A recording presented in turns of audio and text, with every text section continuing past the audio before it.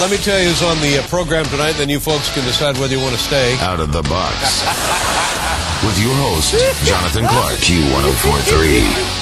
And welcome back. Jonathan Clarke here, joined live in the studio by John Popper from Blues Traveler and the John Popper Project. Welcome, John. Hi, good to have me here. Thank you for having me. And it's been a long time. I've been trying to get you up here for the longest time. Thank you for having me. I hope it's good to have me here. That's a little presumptuous. It is, believe me. And thanks for coming in to do the show tonight. And I do want to talk about Blues Traveler in a bit, but first let's talk about the John Popper Project featuring DJ Logic. How did you all come about to sort of record this sort of side project for you, if you will? It was really a beer money gig. You know, like we did a gig with Bob Wasserman, and he had me on it, and he had from Rat Dog. Okay, yeah. He had DJ Logic on it, and we loved the sound of the turntables and the harmonica together. And then we figured a cheaper way to do it would be to use my bass player from Blues Traveler, Tad Kinchla. Tad, yep. And an old friend of ours from high school, Marcus Bleeker, played the drums, and it was just that quartet. We didn't want any chordal instruments, no keyboards or guitars.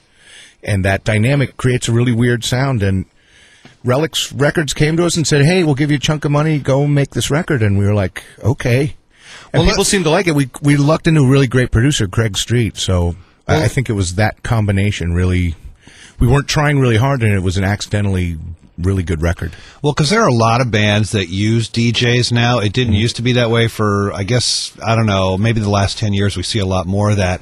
Does it take a certain sort of DJ with a certain sort of music library that's going to work well with you guys? One thing that helps is that because the harp can kind of be a sound effect, the bass is really the only instrument that's deciding what key you're in. So true, right? The turntable, he's not used to tuning to a band in the way that we do.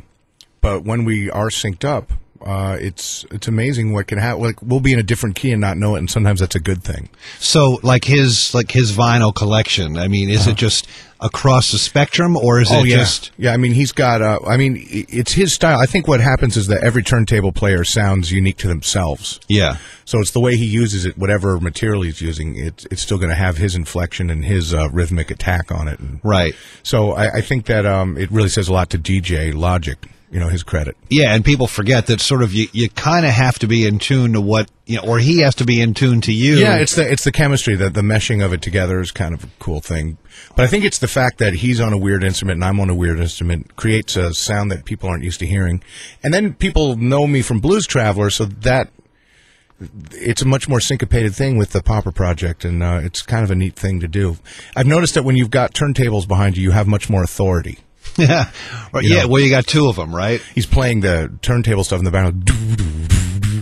So he's got some serious bass going down. And I come in on the mic going, yeah, here we are, yeah, here's a song. But then when I'm being backed by Blues Traveler, Blues Traveler's still playing, and we had a gig, and I talk, and my keyboard player's behind me going, so you're like, hey, folks. You start going, hey. Everyone loves the polka. Yeah, apparently. Yeah, that's what I keep hearing. Well, how about tour dates? I know you did like a couple here and there in New York for the Popper Project. How about... We did 2 weeks just to get it going once the record was made, but people seem to really be responding to it, so we're going to have to play some more. So 07, early, mid, late? Oh, I think we're definitely going to hit the ski season in Colorado, hit some of those resorts. Well, they just got a lot of snow, so... Yeah, well, I'm going to spend January in Texas writing with Blues Traveler. We're going to make another record. Oh, okay, good. And then on the way back, probably hit Colorado and do some dates there. And then hopefully by the end of the spring, we'll have a real tour going. Well, that would be... So, the key is doing both. Yeah, well... but Blues Traveler is like it's a way of life, and I have to keep doing that. We're a big family, and right, and people love to hear us play. So, I have bills to pay. The Popper Project is a fun opportunity that hopefully we can make the most out of, and we'll just ride her till she drops. Right. The cool thing is that there's been a lot of really good response to this record, and we've really weren't trying.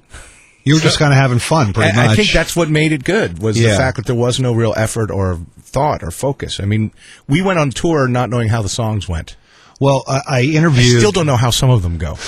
I interviewed DJ Logic on this MSG Network show called Soundcheck before the Jammies, actually, in April. Yeah. And he was telling me then that he was working with you. And here we are, all coming to fruition. We actually did it here in the city in February during that blizzard. And it was actually a miserable time to get to work. You know, like you come to New York and you're in the city where you work.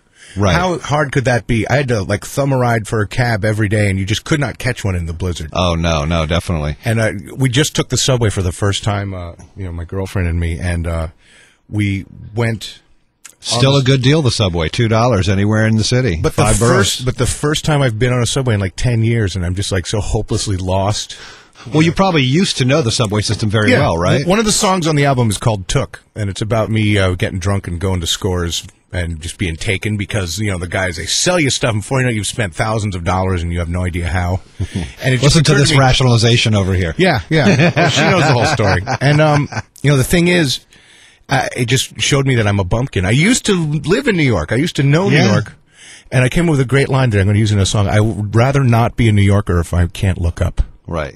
Because I like being able to look up. Well, your pal Chris Barron from the Spin Doctors. Yeah, he's still living around here. Yeah. He's a tried and true New Yorker. Yeah, and he actually, after 9/11, he wrote a song, We're All New Yorkers Now, which was... That's a great line. It is a great song. Yeah. So this could be a silly question. Track 1 on this CD called Lap Dance. Was this an inspiration from the United Scores as well? No, that was about a good lap dance experience. Oh, okay. See, the thing at Scores was what I paid for at Scores, even across the river in Jersey, would have been $300. Yeah.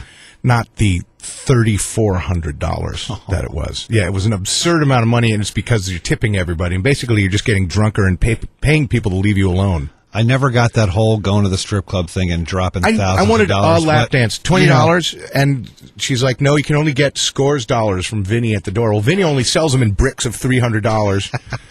And I don't know, he either recognized me or saw me coming and said, oh, come, well, you need is a VIP room. I'm alone. Yeah. He basically threw me a bachelor party for myself. And, I was just too drunk. Right. And basically what I got was an hour of a woman in a room, stripping, right? Which is nice, but $3,000? No, please. But I was quite taken. But lap dance on the record, that is more about what you're trying to get. A good lap dance is about a moment, and I've actually had a lot of women angry at me over this song, and I'm sorry, but a lap dance, call me Toulouse-Lautrec. But there's something about the idea of it, it's the anonymity of an intimate moment. That's really what I'm going for. Well, it's the How's that for rationalization? That's a juicy one. Yeah, You're with Jonathan Clarke, joined by my special guest, John Popper, live in the studio. So, John, let's do a little true or false now. Sure. True or false, you wanted to become a musician after seeing the original Blues Brothers movie in 1980. True. And what about the movie? I wanted to be a comedian before that, and it was something about seeing the Blues Brothers.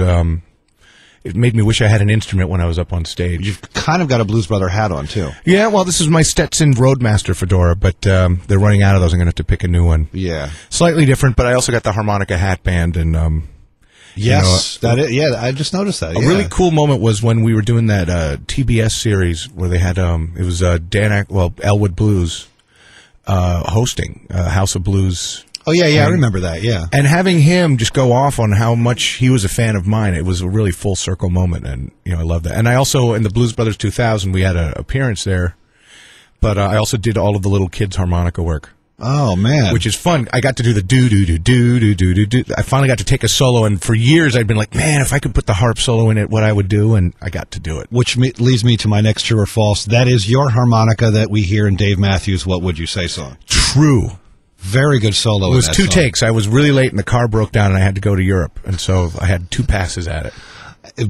Two-take Johnny. Yeah, it's me. Really, I think they just used the first take anyway, but I think we got one for safety. All right, true or false, you wrote the theme song for Roseanne's hit TV show. Partially true. I wrote the lyrics, and that was after we did the Roseanne show. It had to be 95, 96. We were friends, and we still are friends. But she called me up and said, "I want you to put words for her last season." She wanted words to her theme music, so I wrote, "If what doesn't kill us is making us stronger." And again, I had a great moment when I saw the very end of her show. She got Phoebe Snow singing my words a cappella. Yeah, she can sing. And, I'm a huge fan of Phoebe Snow, a huge fan of Roseanne, and that's how she ends the show, is on my words. And now, you did something, John Goodman did something, was it like the last show or something like that, or was there some thing where John Goodman played a harmonica on the show or something? He's done that, the episode they had me on, I was fat enough to be 10 years older, so I was their high school pal who was coming through town. Yeah, wait.